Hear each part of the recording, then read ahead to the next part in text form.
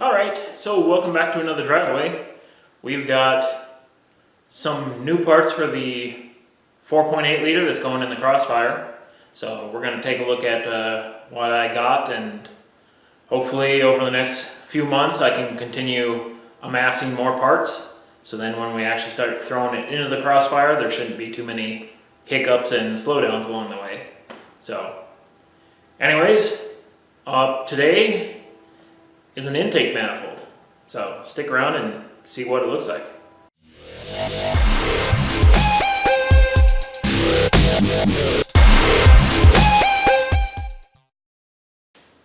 All right, so what we ended up with is a big old slab of aluminum.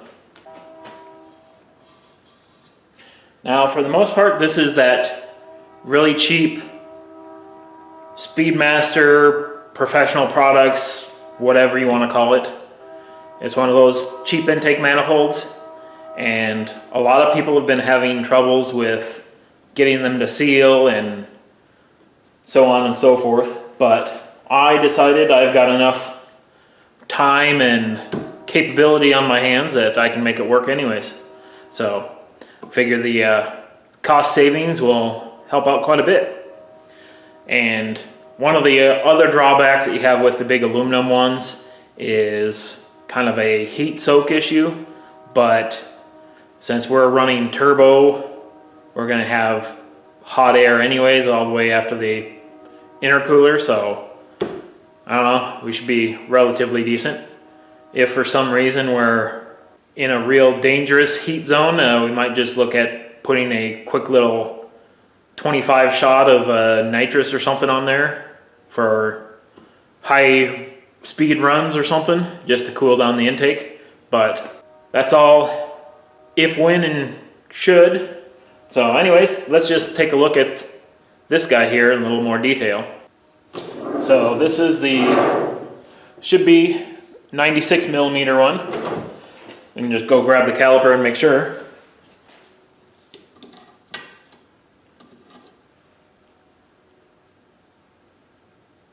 Yep, 96. So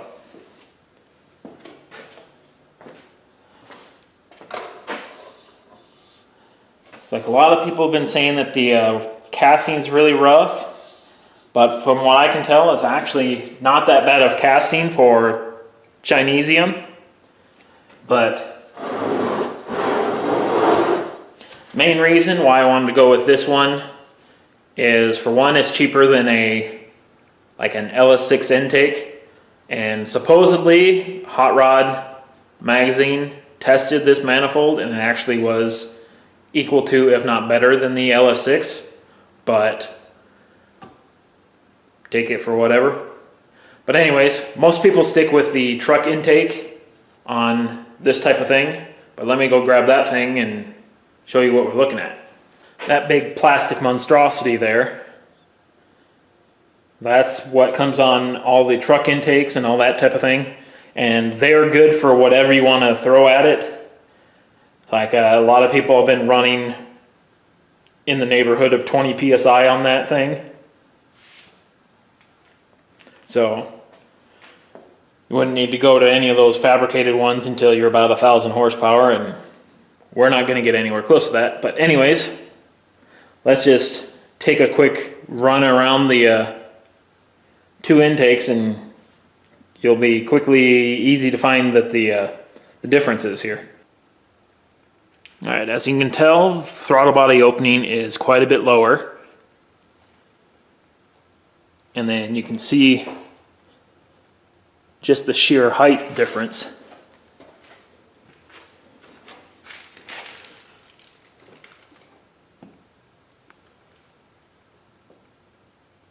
I mean, the height difference is just massive. Essentially on the aluminum intake here, highest point is probably going to be the fuel rails. And as you can see over here, fuel rails would be about the same height, but you got all that much more room there. It's like it's fine for trucks and that type of stuff, but it probably won't fit under the hood of the Crossfire, and I don't want to chop up the hood. I want to kind of keep it looking kind of stock. But anyways, that's what we're looking at there. Now let's go get this guy cleared out here, and there's a access panel underneath, and we'll take a look at that. All right, so not too sure if you can see it, but there's some casting flash on the runners here. It's not too terribly bad, but anyways, let's see what the rest of the casting actually looks like inside. All right, well, it's not too horrible.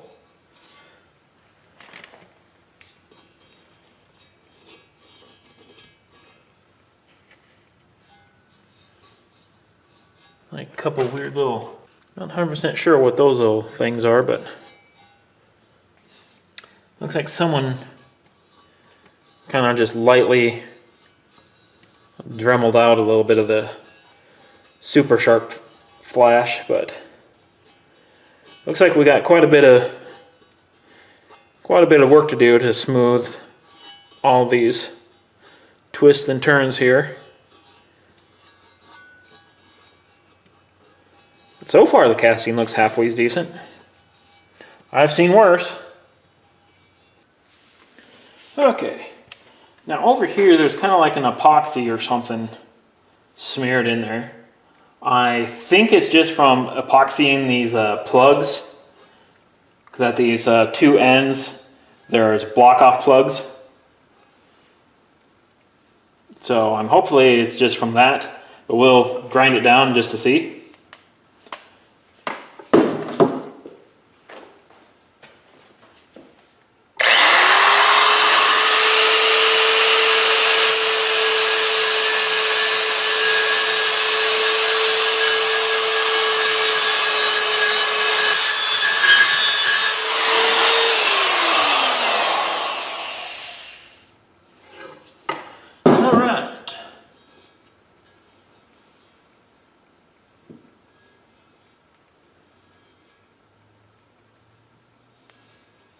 Yeah, there's no like damage there or anything, so it's just someone wiping their finger off.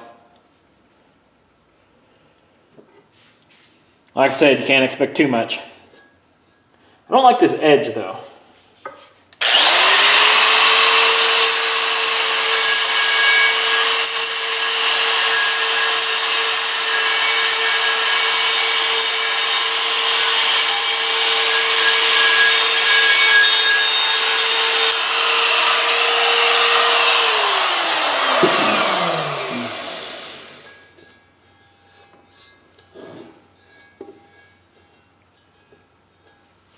Alright, well that's quite a bit better. But anyways, there's a lot of port work to do.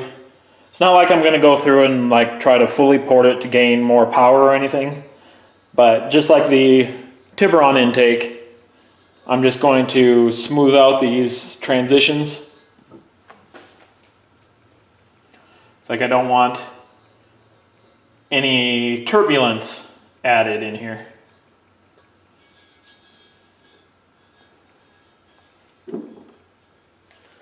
The holes over here in the throttle body for fittings, probably vacuum fittings, they're pretty rough on the cut.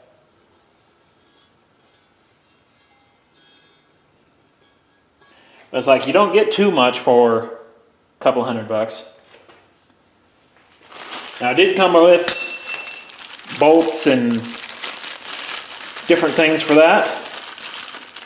Some pipe fittings, and it also came with probably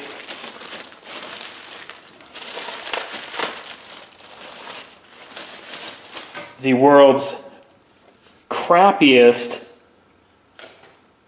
gaskets. I mean, I don't even want to guess what planet they were from. Like, just look at, I don't know, it's just, we'll definitely be chucking these and getting a better set that have the silicone surrounding. These green ones are for the birds. But anyways, that's a quick look there. Now there's one other snag that we ran into with this intake, and that would be how it fits.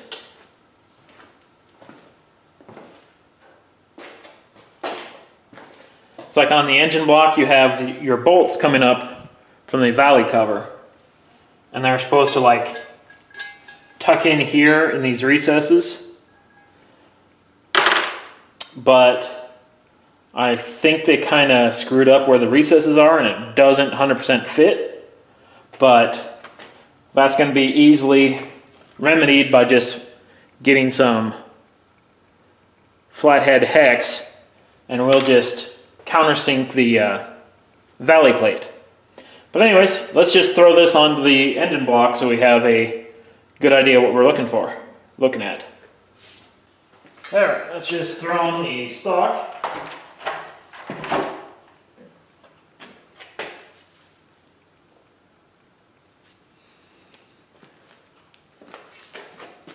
So you can kind of see how that guy fits. You can see the top doesn't even fit in the frame, but anyways,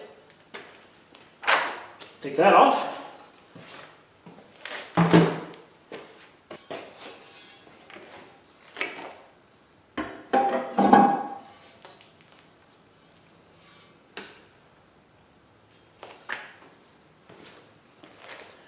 And that's what we're looking at there.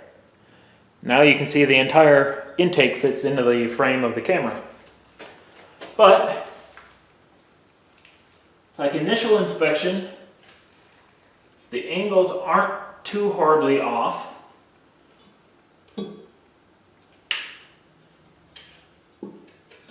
So I think we can get this thing to seal pretty decently. Yeah, that should work. We might not even have to countersink if we don't want to. Just get like a lower profile button cap or something. Looks like there's enough space there. So yeah, that's not looking too bad.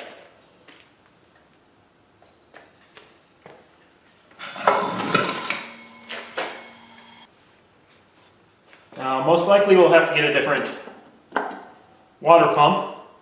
It does come up over here, so it looks like it kind of clears everything, but I want probably the Corvette one, so it comes out the front, and it also has a shallower pulley wheel, and then we'll have to get the different balancer piece.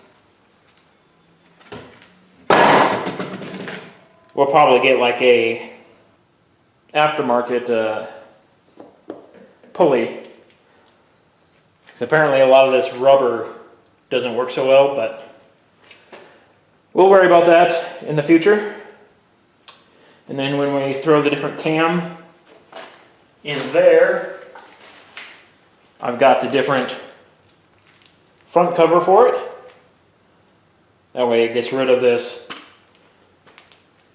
VVT stuff. Aside from that, we're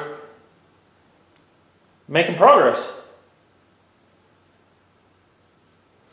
So yeah, soon in the mail and such, I'm going to get some different colors for the powder coat, because there's a certain color scheme I want to try for like the valve covers intake. It's like, granted you could just leave it bare and let it ride, but I figure I have the equipment, I may as well powder coat it. So in a future video we'll have to do some test runs to see how it actually looks on sample metal. But anyways, that's where we're at today. I will probably off camera start porting this thing. It's like it's going to be probably a good 3 or 4 hours worth of grinding and sanding and so on and so forth. So it's like you kind of saw me do the porting on that small lower intake manifold for the Tiburon. So there's no real need to sit around and watch me grind. Alright, well that's going to probably do it for today. Just kind of showing you around the intake manifold that we got, and so far it looks halfway decent, and with a turbo we'll just be blasting pressurized air straight through it, so not much to worry about. A lot cheaper than going the other routes. Like you can get a good fast intake for like 800 bucks. There's some of those more recent sheet metal ones that you can get for 5 or 6. And then your LS6 type of intake, you're still looking almost at that $200 mark. So I figure aluminum, for my purposes, will be slightly better than running a plastic, because I always, although a lot of people have shoved countless amounts of boost through the plastic ones, it still kind of scares me to a point, but that's just my personal stupidity on that. But anyways, most people probably won't want to spend the money on this because of all the gasket things, the bolt thing, and then some of this porting thing that I'm going to be doing.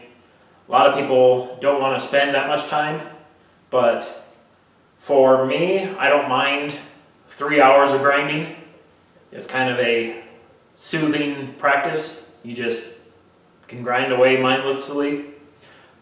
And so that's not going to bother me, so we can make this thing into a beast. So anyways, thanks for stopping around and watching. And you can check out advanced ideas of what's coming in the next video on Instagram. Figure widen my audience base. Anyways, I guess I will have to see you guys later. Yeah. Now I gotta get to grinding. Oh.